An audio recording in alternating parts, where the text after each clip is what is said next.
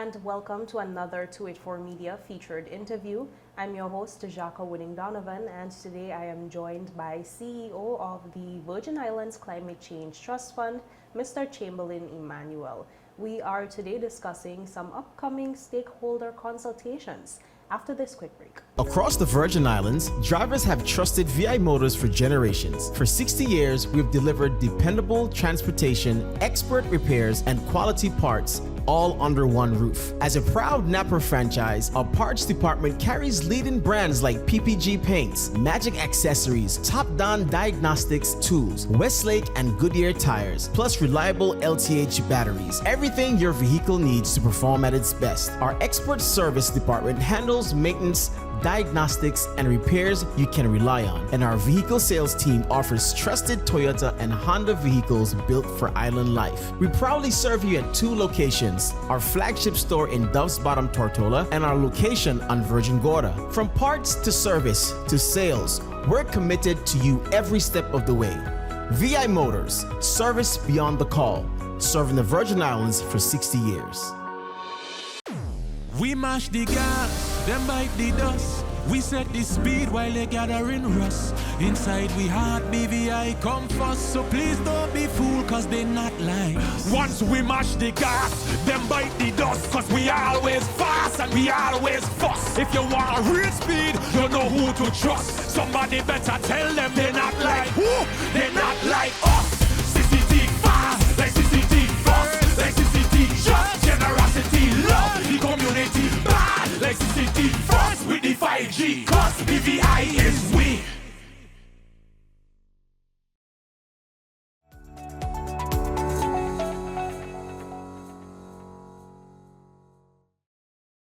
Welcome back, and thank you so much for staying with us. As mentioned before the break, I do have one guest in the building today, Mr. Emmanuel. Thank you so much for making the time. Thank you for having us. Yeah.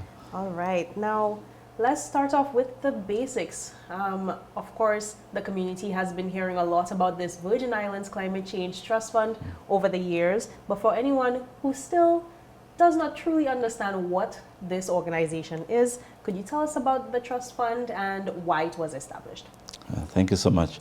Well, like our other Caribbean sister islands, the Virgin Islands is very vulnerable to climate change. We would have experienced in 2017 the horrific Hurricane Irma, and even now we're experiencing the heat fluctuations and water insecurity and even opportunities, I would say, to transition to renewable energy. And so climate change is something that is real, first of all, and is very relevant to the context and the people of the Virgin Islands. However, there's one issue that the Virgin Islands struggles with, and that is to be able to mitigate and adapt to climate change, you need access to finance. And because the Virgin Islands, as a UK overseas territory, does not have access to the regular international funds, such as the Green Climate Fund, the Adaptation Fund, the Global Environment Facility, and others, it is necessary to position the Virgin Islands so that it can access other means to be able to mobilize the resources needed to deal with climate change impacts. And this is where in 2015, the government decided through an act that establishes the trust fund to establish this entity that, very importantly, is independent, especially in its operations, because that is critical if you are to position to be able to be a conduit. Government in its core construct cannot be positioned to access those funds, and so the trust fund is an independent entity. Yes, we are accountable to Parliament, to the minister that oversees, but the operations and decisions and day-to-day is independent. And so key principles include transparency and ease of and open access and credibility, so that whatever we do meets the best standards globally to be able to attract those funds. Yeah. What would you say is the purpose of the upcoming consultations? I see they're to be held from the 20th to the 24th of July. Yes, well, one of the key elements of the design of the trust fund is that while we mobilize finance and deploy it, we are not we are not able to implement directly. So that's the design. The implementation, the actual spending of those funds for projects is through local registered agencies. And that spans from government to statutory corporations, private sector, or NGOs, community-based organizations, schools, churches. So once you are a registered organization at every level, then you are eligible to apply and access the funds. And so what we want to do in this upcoming consultation is really to achieve three things. One is to ensure there is sufficient knowledge of the trust fund, who we are, why we exist, etc. Because we actually launched internationally in April, yes, at the Global Sustainable Island Summit in Gran Canaria, but we have not done some, on-the-ground engagement as yet. So this is our first outing, and our office officially opened in February. So we're now getting into the thick of things, and so we need the community to know that we are open for business. The second is to understand the priorities of the community through those organizations that are able to engage and deploy.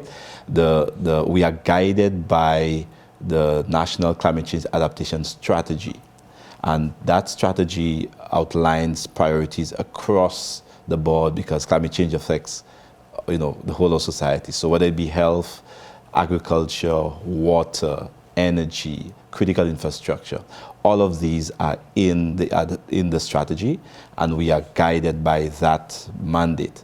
However, we want to be able to, in our first deployment, our first call for proposal, hear from the community in terms of what are the priorities, okay? And secondly, what capacity do you have to implement those priorities? So we need to make sure there is alignment so that this first call for proposal is relevant and is impactful and is successful. Okay. Now, of course, we see that there has been an effort to ensure that all of the main islands are touched during this consultation process. Would you say that was, having the sessions be accessible was a significant consideration? Yeah, absolutely. Again, one of the tenets of the trust fund is the issue of access. We need to ensure that all eligible entities have access, despite of geography and otherwise. So we are doing some island hopping. All right, so we come in your way, and we also have an online session that will give access to those who are unable to come. So on Monday and Tuesday, we starting with Tortola. We will be at the Cutlass Towers, 3rd floor, on the conference room there of BVI Finance. And because the audience in Tortola is much larger, we've decided to split. So in the morning sessions, Monday will be 11 and Tuesday at 10, we'll be engaging with government agencies, statutory bodies, and some of the larger NGOs. And in the afternoon, Monday will be at 5 and Tuesday at 4, we'll be looking to bring everybody else so that, to be as convenient as possible. Then on Wednesday, we move to Anegada. So we will be at the center there, where we'll be engaging with everyone across the board at 10 a.m. All right. On Thursday, we do both Jos van Dijk in the morning at 10 at the primary school at the new school building, and in the afternoon we do Virgin Gorda at the administrative center there at 5 p.m. So, and on Friday, we have a Zoom connection. So maybe you're on vacation, but you want to connect, or maybe you just were not able to make it, join our Zoom at 10 on Friday. That sounds like a very busy schedule for yourself and your team, but you sound up to the task. Yes, certainly. We're having this first, intense engagement. We're asking, all interested to go on our website, VICCTF.org, and you will see where you can click and register. So we want to make sure we can prepare adequately the logistics and understand who is coming, and be able to even feed you some advanced information if possible. So go on there and register, and we're looking forward, spread the word around that persons will come. All right. I noticed that in the press releases, that have been put out so far, there was a mention of 2 funding windows. Could you explain those 2 windows for us and the types of projects that you're hoping to support in this first round? Right, thanks. The first one deals with community resilience, and that's the main thrust of this first call for proposal. And as I indicated before, community resilience is very broad across many sectors. So what we want to hear from our stakeholders, those organizations and agencies, what capacity or what interests, what priorities that they have to build community resilience, so that we can, based on the feedback, design the call so that it makes those available. So whether it be, again, with critical infrastructure, with maybe solar powered buildings, or strengthening some community buildings, or flooding, or across the board, maybe some issues in health, or maybe sargassum, or something to do in waste management. Once we can make that link to issues of climate change, then we can have that engagement and decide what the priority should be. So that's the first one, community resilience. Mm-hmm. The second one has to do with capacity building. Yeah. It's very important because we may be at a stage where we have several agencies, but because of the type of organization we have to ensure that there are robust processes and that those who receive funds can meet certain criteria and have certain capacity. So we also want to understand the capacity, and there'll be an opportunity to also support capacity building, so that you can either get to the next level, because there'll be various tiers or various levels of funds available. And so to ensure that, first of all, you can qualify, but secondly, we can grow not just with us, but if you start off with us, there are other funds available through regional and international means that we are hoping to build the capacity of local entities to access those funds. I'm glad you mentioned that, because I was also wondering, is there any support that's going to be offered for organizations who may not be familiar with applying for grants? Yes. One of the aims, which I should have mentioned, of the consultation is actually training and preparation. So we want to ensure that when you come, we can take you through what the process will be, what the requirements are, and how you should approach the process. We see the actual call opening towards the end of August into September, and so we're doing this lag time so that we can do that engagement and have a period of time where we continue to be available for questions and for a little bit of hand-holding and support to be able to meet the requirements for the call when it opens. We've seen a lot of times where opportunities like this come in, but we call it, imposter syndrome. Organizations have amazing ideas, but then they look at these forms Yes. and the requirements to apply for these grants. Do you have any advice for, great thinkers, business owners, organizations who have the ideas but are shying away because they're intimidated by the process? Yes, and so glad you mentioned that, because that is one of the reasons why we have in these consultations to help to calm nerves and demystify it. Yes, for sure there are standards and criteria, but we're trying to make the process as easy and simple as possible, and also in understanding where organizations are. Then we can, within constraints, make adjustments to the tools that we have to ensure it is as seamless as possible. We're trying to, we expect that to be easy through online means. Even when we get into the actual implementation on the ground, we're hoping to deploy apps, etc., for the reporting. So trying to make things as easy as possible. But when you come to the consultation, we can get into more of those details and get ideas from you as to what are some of the difficulties you've had before and the challenges, so that we can ensure it is as easy as possible while meeting the standards that we have to meet. Of course, this is a significant undertaking. Can you tell us a bit about just the long-term vision? So we have these consultations, then we move to the call for proposal, but what's the long-term vision for the fund? Right, so the ultimate vision, really, our mantra is creating the world's first climate smart island chain. That is the big goal. And climate smart, covers being, energy independent. It covers being, water secure, food secure, that, our health systems are ready to respond in the time, of an event, that, our people themselves are well organized and mobilized to respond to those challenges. So it's really thinking all of society across the board and to the ultimate place where we want to be.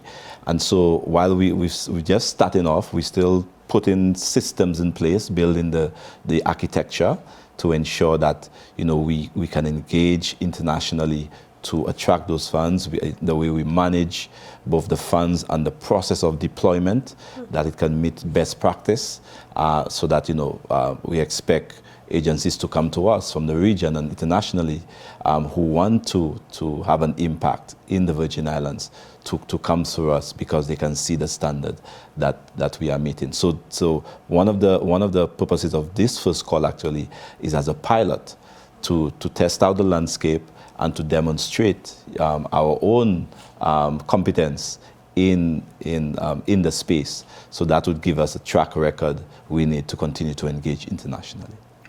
Amazing. Again, I want to thank you so much for your time today to speak to us about this very important topic. Before we close, I just would like to give you an opportunity to let our viewers know how they could keep up with everything that the Trust Fund has going on. Yes, well, we are on social media, but you can take a quick stop at our website, www.vicctf.org. And again, you can see the registration right there. You can delve into other information that is available. That we will continue to develop that site so that everything is transparent.